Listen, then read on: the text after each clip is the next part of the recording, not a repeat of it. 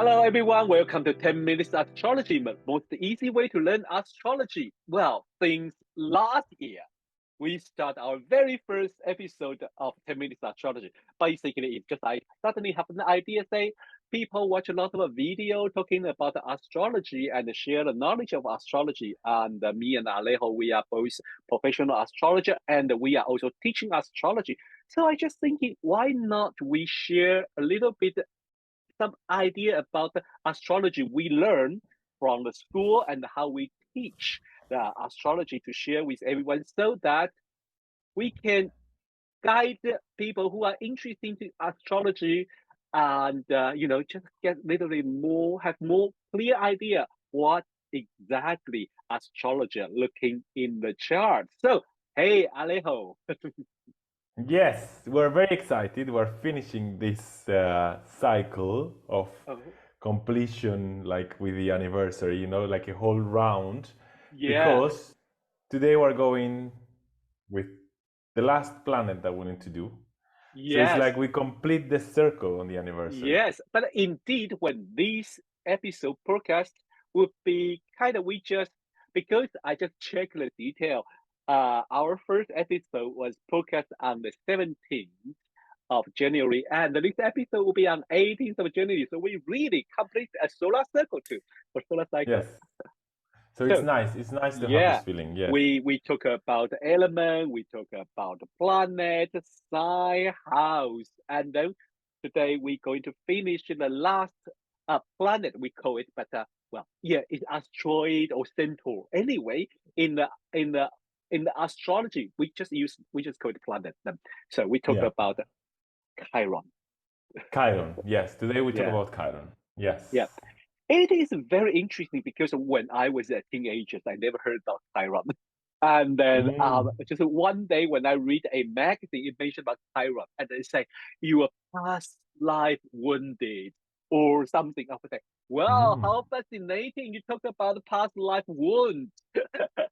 And then Mm. I was kind of drawn to it, but I couldn't get it until I came to UK, study with faculty and with Melanie, with one of the experts of Chiron.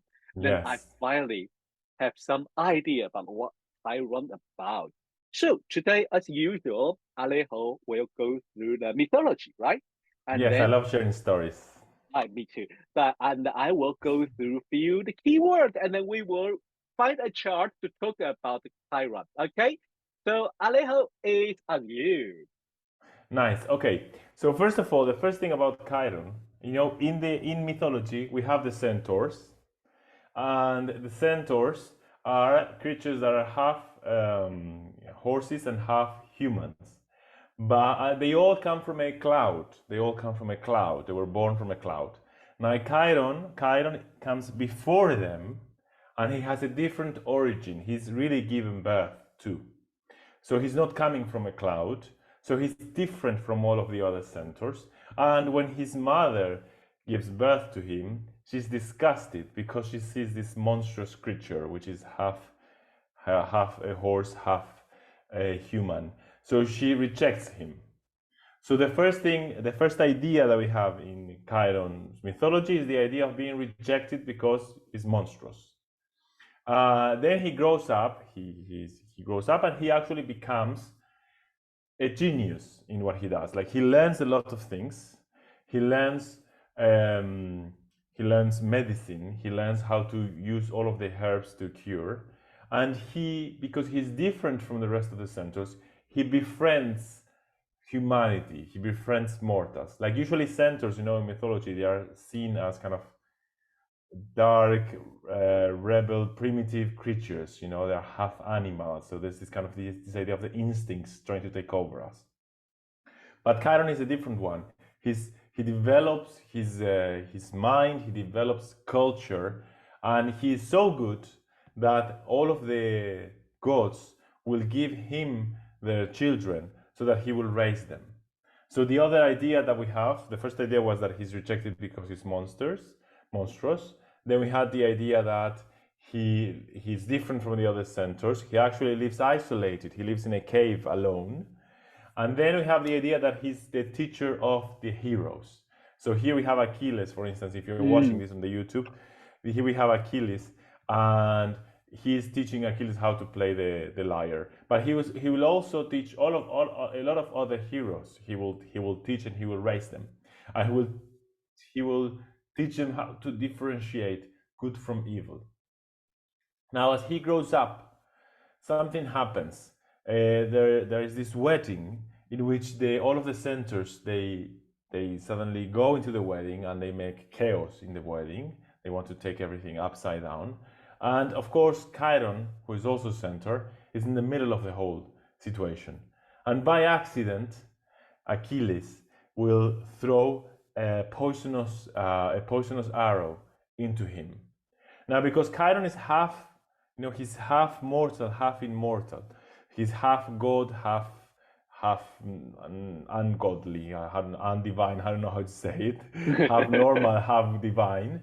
The arrow will hurt him, but he will not really die out of it. So the poison will hurt him, but he will not really die out of it. Now, Chiron is an expert in healing. He's an expert in herbs. So he takes the arrow out and he starts preparing all of the balm to heal his wound.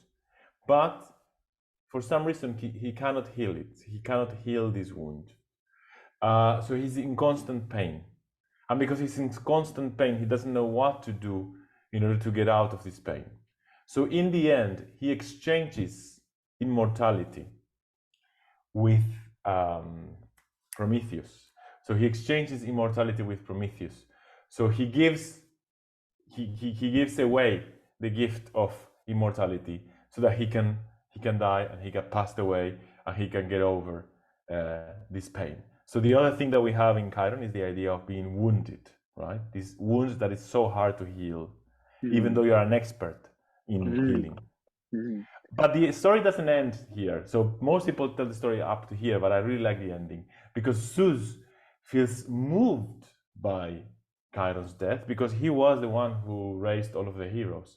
So he rises him up in the sky and he creates a constellation in the sky, which is a huge constellation. And Rod, you're an expert on this, correct me if I'm wrong, but as far as I know, it's the Centaurus constellation and not Sagittarius. Exactly, it's Centaurus, not Sagittarius. I was waiting for, is he going to make mistake? And it's a huge constellation. I don't know, tell me again if this is wrong, but in South America at least, it's a huge constellation in the sky. So it's always there. When you can see it, it's there to guide us, to guide us to what we have to do. Yes. Yeah. Wow, I love this mythology and it's so beautiful. Yes, indeed, it's true that in the astronomy, there's so many ways to talk about it as about between Centaurus and Centaurus and the Sagittarius. But anyway, they both the central image like a half horse, half human. But mostly we do consider Chiron as the Centauri, that constellation in the south hemisphere, rather than Sagittarius. Sagittarius would be considered an ancient world god from Babylonian world, or those image of a warrior image. So, but doesn't matter because it's central image. If you mix them together, no one going to blame you. And it's very interesting. I love this mythology so much, and that exactly. So I will go to round up, tidy up a little bit vocabulary and what does Chiron mean in your chart, and then we're going to read the chart of a very special lady. So the Chiron basically, like Alejo said, is about the healing and the wounded. Usually some astrologer or some people will just say Chiron is about the healing. It's not only one word astrology, to be honest. Chiron, okay, even think about that. If you want to heal, you have to get wound first. So heal and wound are very close to each other. So usually, but very interesting in my practice, and I really love Chiron. And most of my clients have the Chiron theme when I do the reading. Very interesting. I don't know why I didn't advertising it, but always I try to work with their Chiron. And usually it's very interesting. This is what I realized in the chart: heal and the wound. Very interesting. People usually forget about the wound, but they notice They notice their ability to heal or be an educator of this particular area. Suppose about have someone has the Chiron in Taurus. About Taurus, we know Taurus sign is about the material, about the money, about the value, about the body. Anyway, so all this area could be one of the themes. Get wounded, and then they develop healing power around all this area with body, with money, with any kind of material things to to to to to compensate or to protect, and then help other people through this stage. So it's a healing and wounded. That's most basic idea about Chiron. Wounded, you may get wounded, but through the age, through the time, through the grow up, you learn how to heal. You learn how to treat. Like you say, Chiron is a great healer, but he couldn't heal. He couldn't cure himself or finish that pain. But he has to learn how to live with. And with all Yes. this experience, he become an expert. We become an expert to deal with this wound. Doesn't mean this wound will go away, but you have to constantly look after it. Constantly look after it. So we become an expert about this area. So depending on where is your Chiron sign, where is your Chiron's house, or which house Chiron is, and what aspect we will introduction into the aspect. But this is a very basic, but there is other like education or like a foster, like look after or adopt, like you help other people learn something or adopt or look after them. That is a very powerful kind of thing. And somehow people, if they have the very strong Chiron theme in their chart, like you say, Chiron is a loner, is a someone who lonely because he is God, half mortal. He look like Centaur, but he don't want to living with Centaur. He living with human being, but he is not a human being. So he is kind of I'm a loner. I'm not with you. I'm not with neither with you. So in which this very sense feeling of loneliness, there it is, and that is a very powerful thing that we deal with. Alejo, do you want to add any other thing that into the Chiron's interpretation? I would also add the idea of eccentricity, the idea that, I mean, with what you're saying, that in wherever you have Chiron, you feel you're a little bit different than the rest. You're a little bit awkward in that area of life. And Yeah. that maybe is one of the causes of the wound also. Yeah, it could be. Yes. And it is very interesting. Here I want to share one thing is from the books of Howard Supporters. He tell us Chiron that let me say that a Chiron that get that us get wound with wisdom. So through that wound, we develop our wisdom, and that is a Yes. very beautiful sentence. So let's go to see a chart about a very strong Chiron theme, and you may not. It's like, why? Why does this person related to Chiron? But it is very interesting. Okay, so are we ready? Let's go. Yes. Okay. As you see the chart, and you can read the name. Yes, this is Marilyn Monroe. A very, very beautiful, sexy lady, and she was kind of a sexy goddess in the early, movie and the television and Hollywood I time. mean, yeah, she was. Come on. Oh, she was, and it's like super sexy. That image is always there, but it is interesting in her chart. I find her chart quite interesting. Today we ignore all the other bits, but usually when astrologer prepare the chart, we don't do this. We focus everywhere.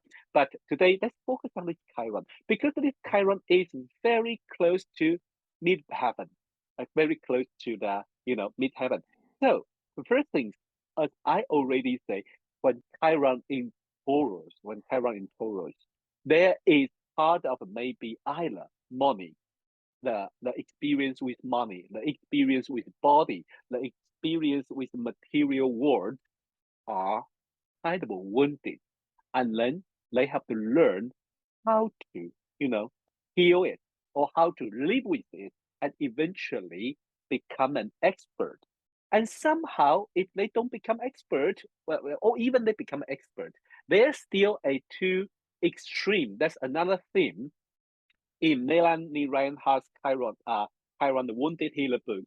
She talked about usually Chiron's theme are very easily go extreme.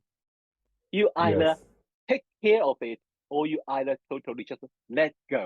You not look after it. For here, Chiron in Taurus, if you have a Chiron in Taurus, the theme related to body, the theme related to money or material, you either kind of look after it and become very good with your body, like Monroe with her image, very good Hmm. with her body, and with this kind of sexy image. Or either you let go of it, you not take care of it, and or you don't look after your money, which is very interesting. So here is the Chiron very close to the midheaven, and become this kind of image. Well, probably we will have difficult to say, does her body get wound, or does she have any kind of wound in her early life? I mean, with the Chiron in Taurus, Mm-hmm. I would say she probably felt, it happens a lot to models and stuff. She probably Mm. did not feel beautiful enough down deep inside, Mm. you Yeah, know? possible. Yes. Maybe Yeah. it's not the image we have. Maybe Mm. she becomes an expert in beauty. She becomes a Yes. guiding light in beauty, Yes. but Yes. because that's where she has her wound. Yeah. And Usually, yeah. Yeah. Sorry, Alejo. Continue. I Sorry. mean, and also Chiron is conjunct the midheaven. Mm. So the midheaven, did we talk about the angles? We did, right? I think Fernanda did, right? Talk about what? The angles. Angle. Yes, we did. We did. Yes. Yes. So Chiron conjunct the midheaven means that this becomes, the midheaven, her role in society becomes Mm. Chironian. So Mm. her role in society, you know, she probably feels a wound in her Mm-hmm. professional life. Mm-hmm. So probably she doesn't feel, when you have Chiron there, you probably feel you're not good enough. You feel like Mm. you will never achieve what you're supposed to achieve. Yeah. And as Feels. far as Yeah. I know, she was like she didn't feel like she was a good actress or she was good at. Mm-hmm. Yeah, Yeah. yeah, honestly, yes. And also midheaven is also another symbol of the MC is the authority. And we know she has a very interesting relationship with authority. Like Mm. she with a few powerful Yes. politicians, Kennedy, Yes. has there's a room there between them. And also very interesting, I think her latest husband was her spiritual guru. Very interesting. Yes. Yeah, so I don't know. Maybe I make maybe I make mistake, but I remember she married someone who is a spiritual guru, used to guide her or help her, and then finally they married. That's her last one. But it's very interesting. This authority or expert on the MC with Chiron, and that is very interesting. So if you have Chiron in your chart in the particular sign, Aries, Taurus, usually there's quite a lot of people have Chiron in Aries, Taurus because it's Chiron's strange behavior. So what does that mean? That means in that theme of that sign or that house, you may get wounded first, you may get wounded, and then you develop the skill to look after yourself or helping other people. Yeah, and also I'm thinking with her chart with Chiron in the 10th house, I'm thinking like what was her profession? Ah, Chiron in the 10th is like there's something awkward about her profession, her achievements. It's yeah. like what was her profession? Like what was she a singer? Was she an actress? She's an actress, I think. She's an actress. Yeah, Yes. yeah. But like But is that why we remember her for being no, an we actress? remember her body. We remember her beautiful image. So that's Chiron in Taurus in the 10th, you know, she wants to be Yeah, remembered for achievements of her own, yeah, and she's remembered because of her body. yeah. That's very interesting. That's very interesting. Everyone remember her body, Chiron in Taurus.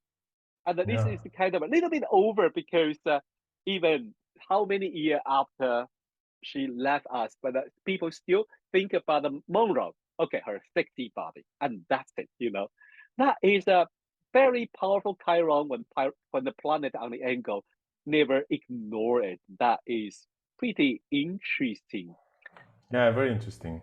Yeah. Well, I mean, today we cut very, very quickly introduce the last, not totally last, we still have a few things to go, but we talk about the Chiron and how the mythology of Chiron and the how to interpret Chiron in our chart. Next week, we are going to talk about another part in the chart that's, well, a lot of people have interest in it. I don't know, especially when I hear my students from China, they always talk about them. Ah, really? Wow. Oh yes, but I always joking with them, say, so now is in the chart only you only see 12 sign and at least two symbols. So next week, Alejo, what are we going to talk about next week? We're going to be talking about the lunar nodes, the moon nodes or lunar nodes or the nodes of the Yeah. moon. You can call them whatever you like it. Yes. Yeah, so lunar node is quite interesting, especially some people talking about very spiritually, and Yes. but I would say, you know what? Even when I study financial astrology, they are so important too. So they are important. And then next week we're going to learn about the lunar node in our chart. See you next week. Bye. Bye bye.